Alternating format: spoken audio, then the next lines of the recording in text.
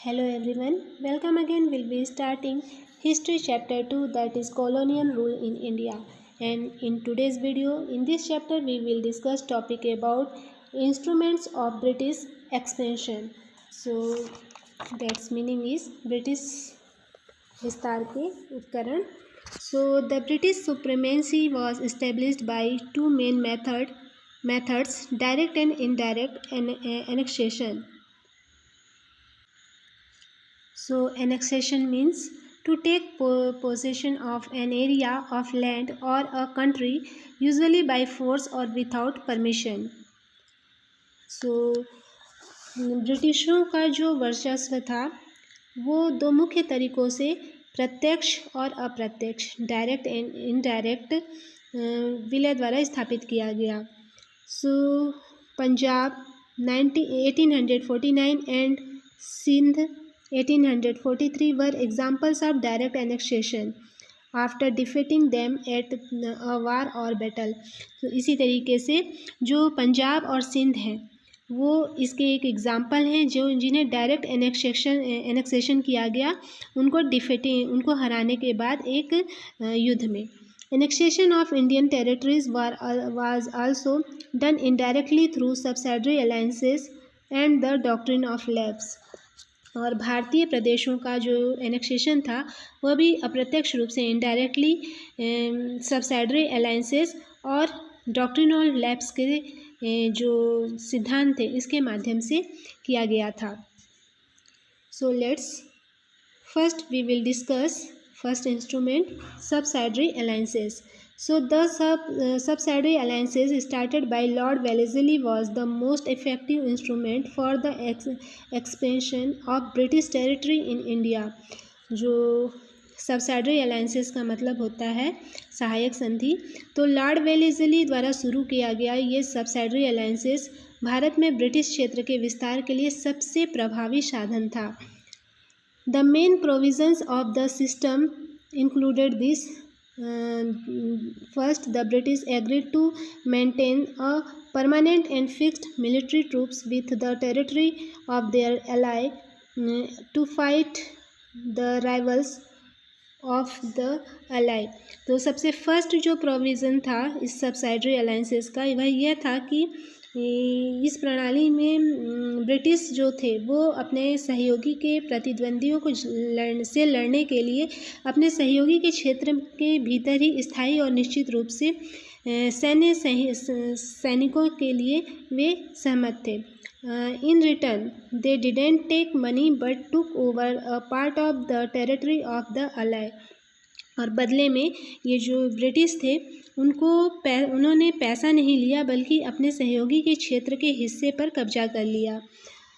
A British official called the resident was placed at the Allies court. और resident नाम के एक British अधिकारी को सहयोगी के दरबार में रखा गया था. The ally could not maintain any relation with any other ruler without the approval of the British. और जो सहयोगी राज्य थे उनके जो सबसाइडरी अलायंसेस के एक्सेप्ट कर रहे थे उनको अंग्रेज़ों की स्वीकृति के बिना किसी अन्य शासक के साथ किसी भी तरीके से वह रह नहीं सकते थे.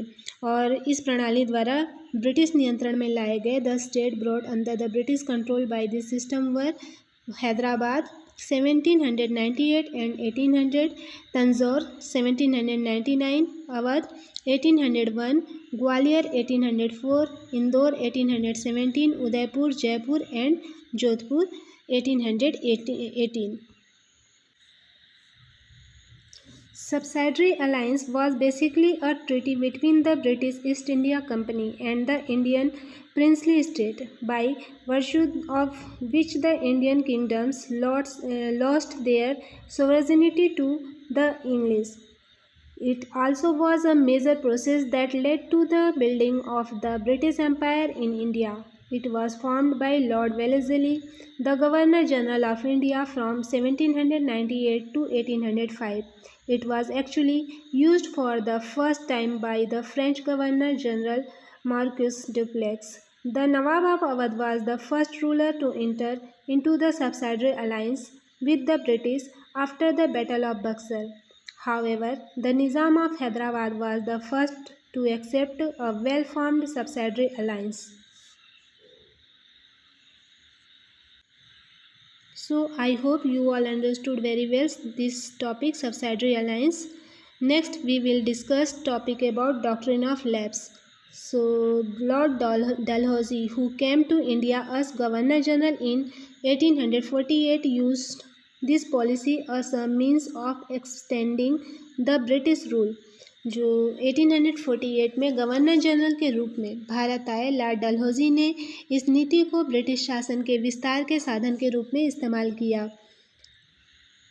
In India, every Hindu had a right to adopt a male child as his heir in the absence of a natural heir.